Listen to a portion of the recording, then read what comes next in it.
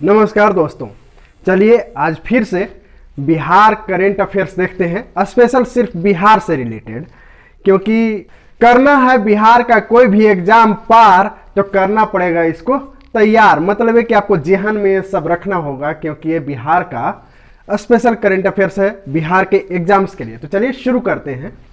हाल ही में मुख्यमंत्री नीतीश कुमार द्वारा बिहार डायरी 2022 का लोकार्पण किया गया।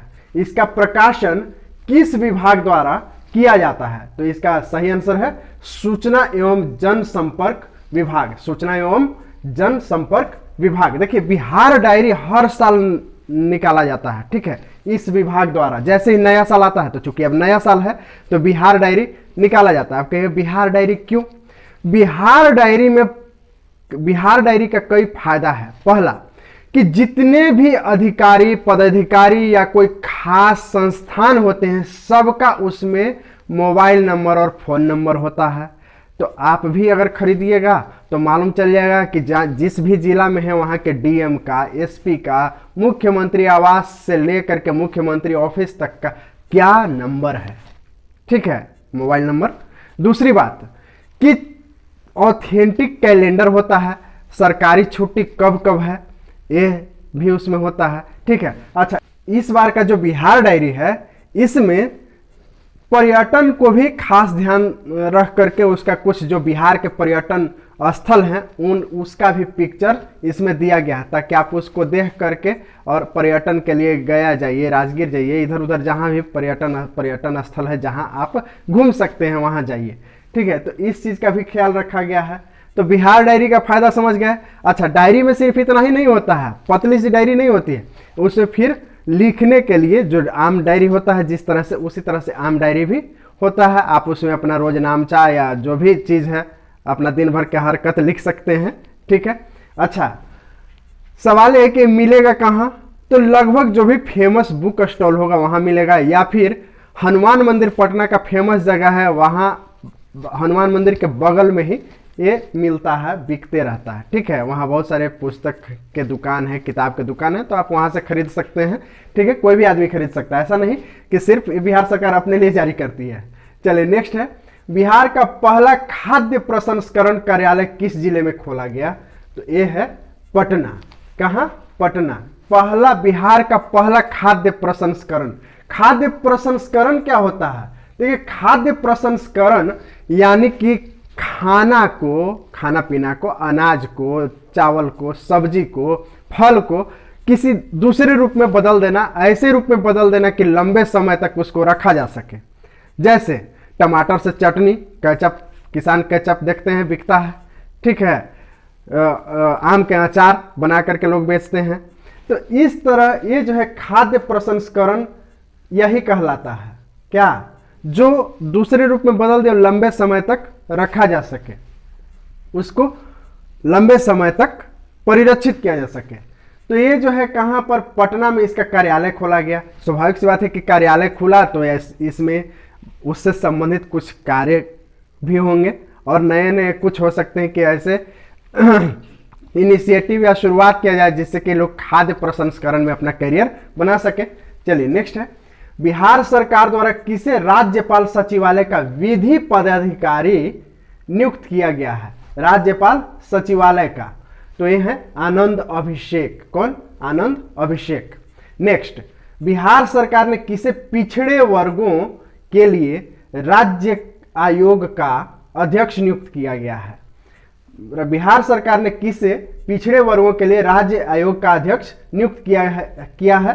तो ये है न्यायमूर्ति संजय कुमार। कौन? न्यायमूर्ति संजय कुमार। ये देखिए संजय कुमार हैं और एक पटना हाई कोर्ट के चीफ जस्टिस हैं। कौन? पटना हाई कोर्ट के चीफ जस्टिस वो है संजय करोल।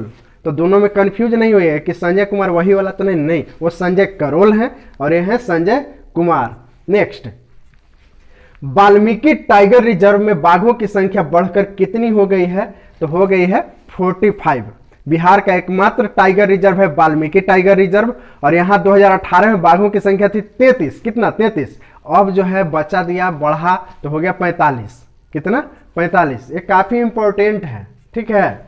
चलिए नेक्स्ट, शिक्षा में सुधार हेतु बिहार में कौन सा कार्यक्रम शुरू किया गया है?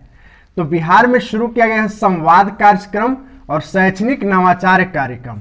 देखिए, ये हो सकता है कि कार्यक्रम वहीं तक संवाद तक ही रह जाए। संवाद मतलब डायलॉग बाजी खूब होगा। इसमें क्या है कि जो ब्लॉक में बीईओ होते हैं, ब्लॉक एजुकेशनल ऑफिसर होते हैं, वो हेडमास्टर साहब के साथ संवाद स्थापित करेंगे कि भाई अधिक से अधिक नवाचार, यानी कि लोगों में नए चीज को आविष्कार करने का, या कह सकते हैं टेक्नोलॉजी को बढ़ावा देने का कैसे उचित माध्यम बन सकता है, कैसे स्कूल के बच्चों को नवाचार के प्रति रुझान बढ़ाया जाए, कैसे और बेहतर बनाया जाए।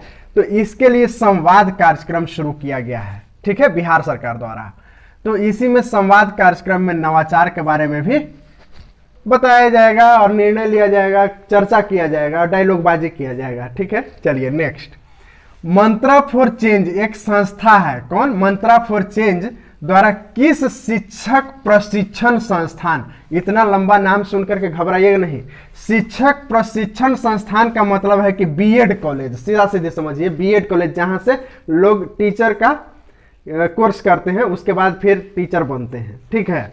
तो बीएड संस्थान को, या कह सकते हैं कि मंत्रा फॉर चेंज द्वारा किस बीएड कॉलेज को दिसंबर में सबसे बेहतर घोषित किया गया है। दरअसल मंत्रा फॉर चेंज हर माह घोषित करेगा जो भी बीएड कॉलेज बेहतर होगा। तो दिसंबर का किसको घोषित किया गया है? तो यह है प्राथमिक शिक्षक शिक्षा महाविद्यालय महेंद्रू। कौन सा? प्राथमिक शिक्षक शिक्षा महाविद्यालय महेंद्रू, यानी कह सकते हैं कि बीएड कॉलेज महेंद्रू को सर्वश्रेष्ठ घोषित किया गया है। कब का? दिसंबर में, ठीक है, दिसंबर का, ठीक। नेक्स्ट है, अच्छा एक बात और जानिए कि राज्य में कुल 66 ट्रेनिंग कॉलेज है, मतलब बीएड कॉलेज है। कितना? 66। नेक्स्ट है, बिहार सरकार नए वर्ष में किस नस्ल के भैंस खरीदने जा रही है? अब देखिए, अब भैंस खरीदाएगा, हम लोग वहां पर बीन बजाएंगे और रोजगार मांगेंगे। अभी भी बीने बजा रहे हैं, लेकिन प्रजाति अलग है, आदमी वाला है। अब जो है ओरिजिनल भैंस के सामने बीन बजाएंगे और वैकेंसी निकलेगा, ठीक है। आदमी के सामने जो है जब बीन बजा रहे हैं तो नहीं निकल रहा है, तो अब ओरिजिनल भैंस के सामने, तो इसके लिए सरकार ला रही है भैंस खरीद के। कौन प्रजाति के भैंस? तो मुर्रा, ठीक है। देखिए, बिहार में दूध उत्पादन को बढ़ावा देने के लिए बिहार सरकार नए वर्ष में हैप्पी न्यू ईयर में मुर्रा भैंस खरीद के ला रही है। इसका जो दूध उत्पादन क्षमता है 12 से 13 लीटर है। कितना?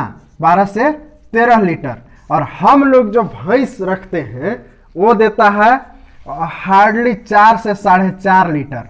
कितना? 4 से 4.5 लीटर। तो स्वाभाविक सी बात है कि खिलाना पिलाना लगभग उतना ही पड़ता है और दूध उत्पादन ज्यादा होगा। इसीलिए बिहार सरकार पहले खुद पायलट प्रोजेक्ट शुरू कर रही है। कहां पर? तो नौबतपुर में, पटना में ही है नौबतपुर। नौबतपुर में कौन सा विभाग? तो पशु एवं मत्स्य संसाधन विभाग 4 एकड़ जमीन में 500 मुर्रा भैंस खरीद रहा है। कितना? 500 मुर्रा भैंस खरीद रहा है। पशु एवं मत्स्य संसाधन विभाग खरीद रहा है, फिर वो दूध का सप्लाई करेगा। किसान को भी भैंस मिल सकता है। कितना? 40% अनुदान पर। तो भैंसवे है बड़ी महंगा। कितना? 1 लाख कम से कम।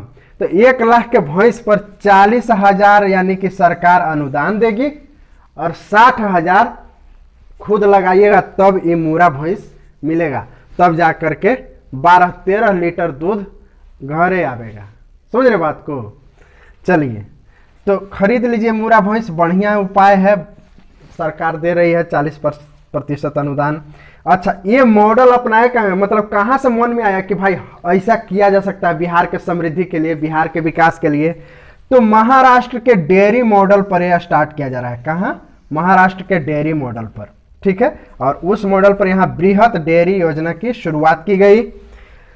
बिहार में प्रति व्यक्ति अगर देखा जाए तो 400 ग्राम दूध हर आदमी पर पड़ता है। मिले या ना मिले अलग बात है। जैसे कुल दूध उत्पादन जितना होता है टोटल आदमी से जब भाग दे दीजिएगा तो 400 ग्राम आता है प्रति व्यक्ति प्रति आदमी, ठीक है। चलिए, हाल ही में बिहार के किस विभाग में ई ऑफिस सिस्टम लागू किया गया है। ई ऑफिस सिस्टम कुछ नहीं है, हर चीज डिजिटल कर देना, मतलब पेपरलेस कर देना, कम से कम पेपर का उपयोग करना, कंप्यूटराइज कर देना। ठीक है, तो कंप्यूटर से यहां से टिप दिए, लिख लाख के चल गया दूसरा टेबल पर, दूसरा से तीसरा टेबल पर। अब पहले क्या होता था ना कि टेबल पर कागज चपा हुआ है, अब पते नहीं चल रहा है कि कौन टेबल पर चपा हुआ है, तो अब सब मॉनिटरिंग होगा, देखा जाएगा। अब देखिए कि कितना ये हकीकत बनता है और कितना कथा में रहता है। ठीक है, तो ये जो विभाग है जल संसाधन विभाग है, जो कि आमतौर पे जनता का कोई खास मतलब इससे होता नहीं है, इसी को किया गया है ई ऑफिस सिस्टम, मतलब डिजिटाइज किया गया है। चलिए नेक्स्ट, बिहार में कृषि उत्पादन को बढ़ाने के लिए कहां पर ड्रोन टेक्नोलॉजी का ट्रायल किया जा रहा है। अब जो है ड्रोन से खेती होगा, तो इसी के लिए ट्रायल कहां पर किया जा रहा है, तो पुनपुन पटना में। इसका फायदा क्या है कि जैसे लंबा चौड़ा एरिया में खेत लगा हुआ है, खेत थोड़ा मोड़ा एरिया में तो होता नहीं है, तब ड्रोन से ही देख लिया जाएगा कि कौन सा फसल कमजोर है, तो उसमें छिड़काव कर दिया जाएगा खाद पानी का। कौन सा फसल में कीड़ा लगा हुआ है तो दवा का छिड़काव कर दिया जाएगा। कौन सा फसल बेहतर हो रहा है तो मॉनिटरिंग किया जाएगा ड्रोन से। तो ट्रायल कहां किया जा रहा है, पुनपुन पटना में। कहां, पुनपुन एक जगह है पटना में, वहीं पर। चलिए नेक्स्ट है, बिहार के किन दो मैथिली लेखकों को साहित्य अकादमी का युवा पुरस्कार से सम्मानित किया गया है। एकदम भी आई है, मतलब ये कि जो क्वेश्चन है ना एग्जाम में छपने वाला है। तो किन दो युवा लेखकों को सम्मानित किया गया है, तो एक है अनमोल झा। ध्यान दीजिएगा, ये जो है साहित्य अकादमी का युवा पुरस्कार है, एक होता है सिर्फ साहित्य अकादमी पुरस्कार। तो साहित्य अकादमी पुरस्कार जिस समय दिया जाता है उसी समय ये भी दिया जाता है। तो ये जो है 22 भाषा में दिया जाता है, जबकि साहित्य अकादमी पुरस्कार 24 भाषा में दिया जाता है। तो खैर हम लोगों को ध्यान देना है कि साहित्य अकादमी का युवा पुरस्कार से किसे सम्मानित किया गया। यहां देखिए, ध्यान दिया, युवा पुरस्कार।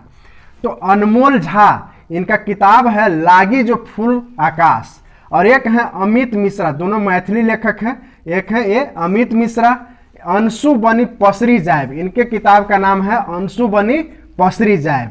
ठीक है, हिंदी में दिया गया है साहित्य अकादमी का पुरस्कार दया प्रकाश सिन्हा को। सम्राट अशोक पर इन्होंने किताब लिखा है, उसके लिए। अंग्रेजी का दिया गया है नमिता गोखले को, नमिता गोखले को दिया गया है थिंग्स टू लाइफ बिहाइंड, किताब लिखे हैं उसके लिए। ठीक है, तो ये दो इंपॉर्टेंट तो हैं ही, इसके अलावा बिहार एग्जाम के लिए ये दोनों काफी इंपॉर्टेंट है, अनमोल झा और अमित मिश्र।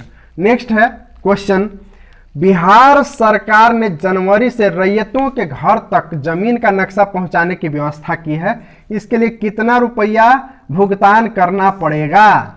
देखिए, रैयत कहते हैं उसको जिसका अपना जमीन होता है। जैसे खेती दो प्रकार से होता है, एक जिसका अपना जमीन है तो रैयत कहलाता है। ठीक है, और एक होता है कि जमीन जिनका नहीं है या कम जमीन है तो दूसरे किसी का जमीन पर खेती करते हैं, उसका कुछ पैसा देते हैं या उसके बदले फसल का कुछ हिस्सा देते हैं। तो रैयत यानी कि जिनका अपना जमीन है उसके बारे में कह रहा है कि बिहार सरकार ने जनवरी से रैयतों के घर तक जमीन का नक्शा पहुंचाने की व्यवस्था की है। इसके लिए कितना भुगतान करना पड़ेगा, 150 रुपया। 150 रुपया यदि आप भुगतान कीजिएगा तो आपके घर तक ये पहुंच जाएगा। क्या, जमीन का नक्शा। तो आपका जो रोज लड़ाई झगड़ा झंझट है वो सबसे मुक्ति मिलेगा। क्या, मुक्ति मिलेगा। और नहीं तो मान लो रोज मत फुटअव्वल हो रहा है, वो ओकर माथा पर लाठी मार दे रहा है, और जमीन का, अच्छा ढेर आदमी गांव में रहेगा ना तो रोज लड़ेगा, खूब बदकुपचन करेगा, लेकिन कागज नहीं निकालेगा कि हमारा कितना जमीन है कितना नहीं है, लेकिन लड़ेगा रोज। कोई कोई आदमी तो ऐसा रहेगा कि खेती करते करते आरी काटते काटते काटते काटते एक साइड से और ये गायब कर देता है, मतलब है कि रबड़ जैसा फैला देता है। बेईमान एक से एक है, गांव देहात में इस तरह के बेईमान खूब भरा हुआ रहता है।